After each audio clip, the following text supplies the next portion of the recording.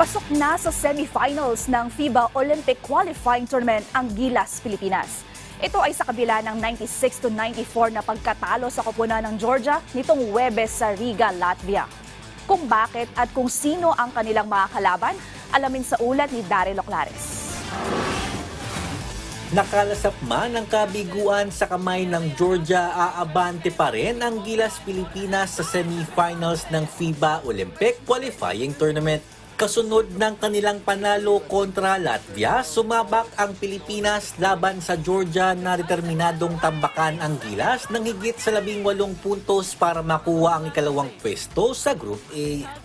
Sa unang frame pa lamang, 16-0 run agad ang pinakawalan ng Georgia bago ito basagin ng isang 3-point shot mula kay Justin Brownlee.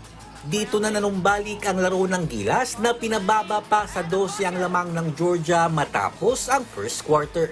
Muling gumanda ang opensa ng Georgia sa ikalawang kanto at napalobo pa ang kanilang bentahe sa 20 points.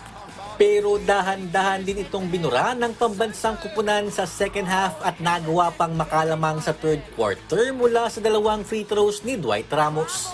Nanatiling dikit ang laro sa huling 10 minuto at sinigurado ng Gilas na hindi na makakalamang ng malaki ang Georgia. Sa huli, panalo ang Georgia 96-94 pero Pilipinas ang papasok sa semifinals. Muling nanguna para sa kupunan si Brownlee na gumawa ng 28 points, 8 rebounds at 8 assists. We feel great, like Coach was saying. I don't think, we expected it or, maybe anybody, but, we battled hard. Guys fought hard, being down 17, 18 points.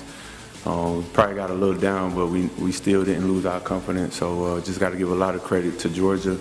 And, we're excited to be here for sure. And, give a lot of credit to Coach Tim also. He made some great adjustments for us in the game.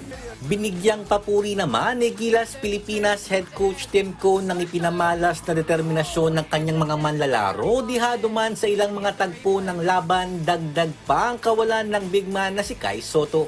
They really showed their resilience. We lost Kai Sotto early and never got him back into the game. But the fact that we lost him as well and still was able to fight our way back in the game, got some really good bench production from Carl Tamayo and CJ Perez and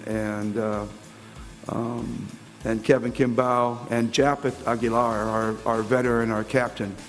Really stepped into the void and gave us big minutes.